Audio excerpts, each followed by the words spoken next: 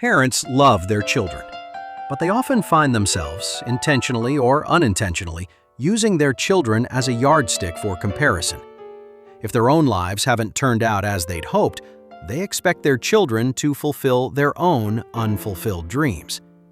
Of course, the love they express is genuine, and it includes this kind of encouragement. When I was in third grade, I ran into a few classmates from my grade and their parents while I was out with my father. We were chatting casually when one of the parents, perhaps a bit out of touch, asked about the children's grades. Several of the kids had A's or B's, so the parents began praising each other's children, and my father joined in, saying their children had a bright future ahead of them. Standing there, I hoped my father would ask about my grades as well. But not only did he not ask, but he also, whether intentionally or not, kept me hidden behind him. That way, those parents had no chance to ask me. By the time everyone had left, dusk had fallen. With only my father and me remaining, he turned to me and asked kindly how my grades had turned out. I proudly told him my results. Not only had I earned straight A's, but I'd also scored perfect marks. My father smiled and nodded, saying nothing. At that moment, I felt a deep sense of loss, as if a magnificent peacock were spreading its tail in the darkness, with not even a mirror to admire its splendor. It wasn't until many years later, as I grew older, that I came to understand my grades were merely proof that I had learned what I was supposed to learn. But my father, through his words and actions, taught me what true wisdom is. A time for us, someday there'll be, when chains are torn. As discussed in the previous section, we perceive various phenomena from the objective world and transform them into data we can understand.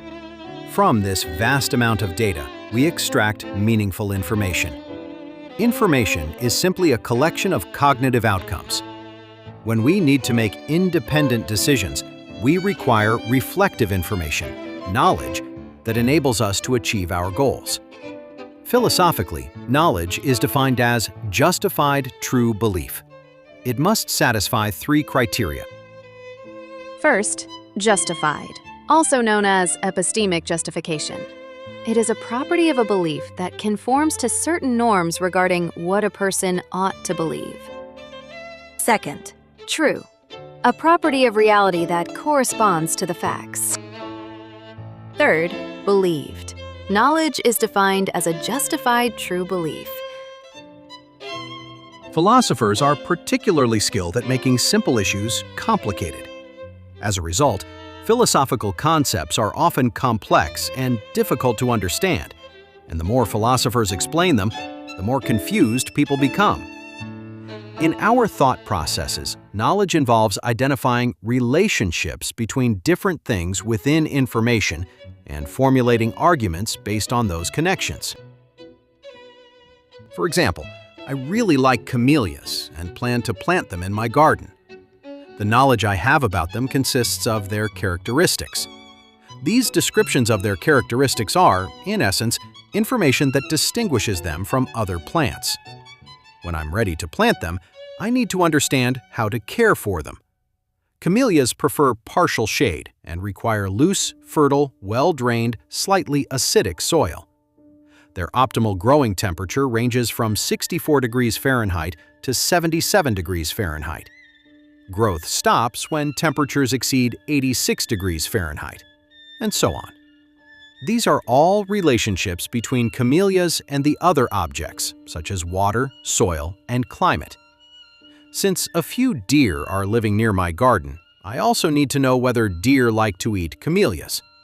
Camellias are classified as deer-prone plants, so if you plant them in an open front yard, you'll need to install fencing or similar barriers. That's why I mainly grow them in my fenced-in backyard. This information pertains to the relationship between camellias and other elements in various environments. Knowledge is not necessarily proven, nor is it necessarily true. but it must be believed. In ancient times, people saw a meteor streak across the sky. The next day, a member of the tribe died. Thus, people established a connection between meteors and death, believing that the appearance of a meteor would lead to death.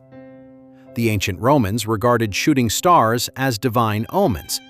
After Caesar was assassinated, a shooting star appeared in the sky.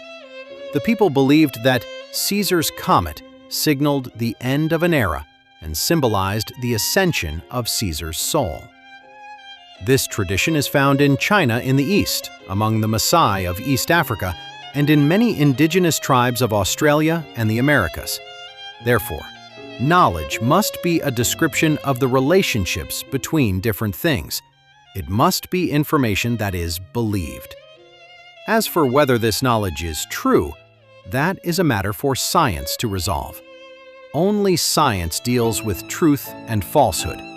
Faith does not prove either.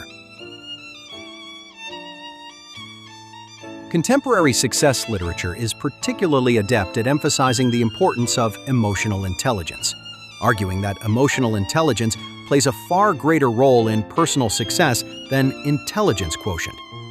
However, it is important to clarify that intelligence quotient is not a measure of wisdom. Rather, it is a measure of learning ability. It is a score derived from intelligence tests that assess a person's cognitive abilities at different stages of life. Intelligence and wisdom are entirely different concepts. Emotional intelligence was first proposed in 1991 by American psychologist Peter Salovey and falls within the field of developmental psychology.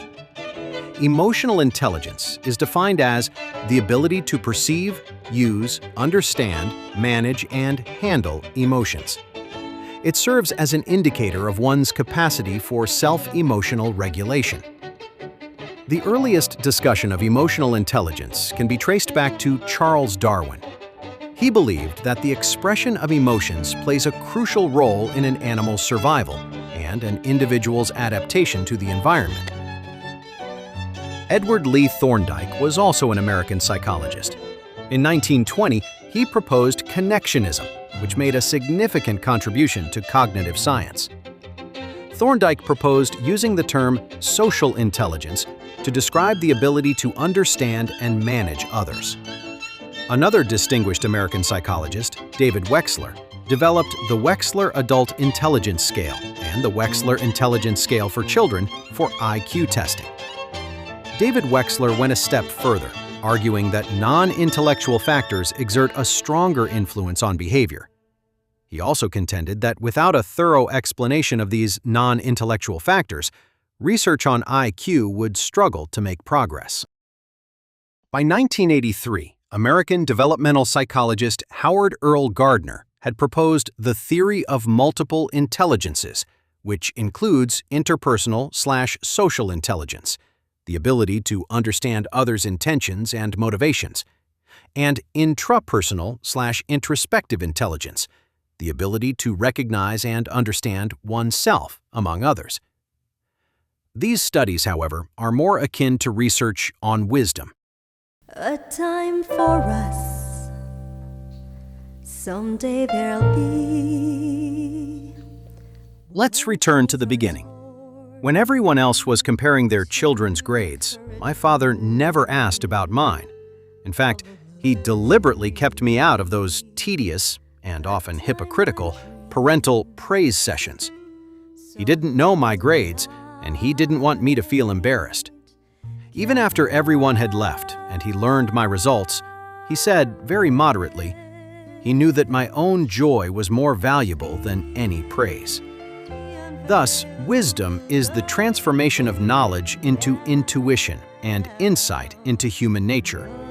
It is not merely knowing, knowledge, but understanding when to speak, when to remain silent, and how to speak.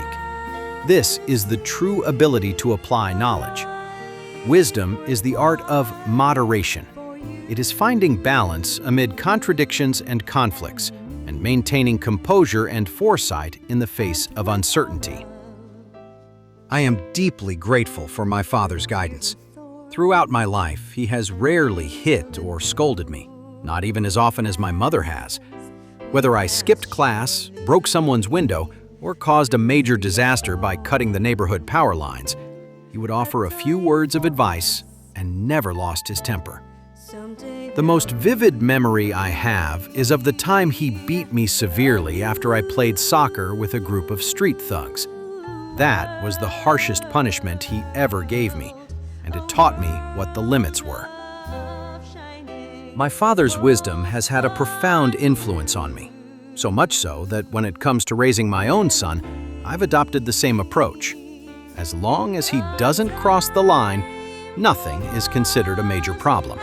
In fact, I sometimes find myself worrying. Why hasn't my son ever skipped a single class? Can a train that always stays on the tracks truly be called a vibrant life? Knowledge can be imparted, but wisdom can likely only be grasped through one's own life experiences. Wisdom is the noblest goddess of human intellect. It can only be inspired, not taught. From phenomena to data, from data to information, from information to knowledge, and finally, to the wisdom that emerges from knowledge. This is the path each of us takes to awaken our consciousness, understand the world, and ultimately use our agency to change the world and transform ourselves. I have provided a summary in this chapter. I have included footnotes for all the thinkers I have cited. If you are interested, you can explore their specific research and findings. If you find this meaningful, please share it with your friends. In future discussions, I will share with you the recklessness of my youth and the wisdom my father imparted to me. A time for us.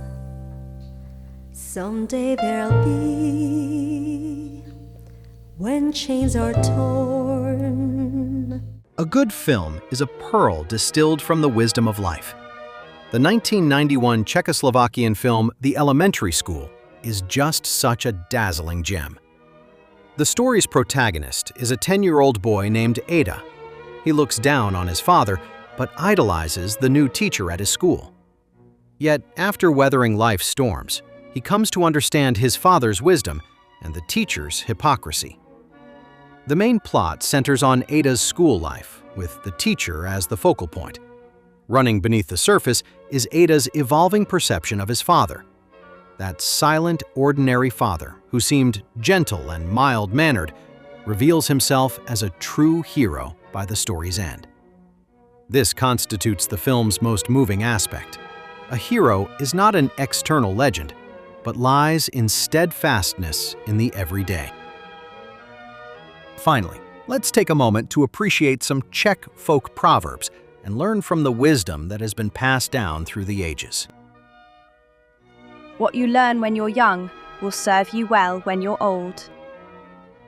Wisdom is easy to carry, but difficult to gather. God's mills grind slowly, but surely. When the fool knows when to be silent, he would be sitting among the wise. A time for us. Someday there'll be when chains are torn, to courage born of a love that's free.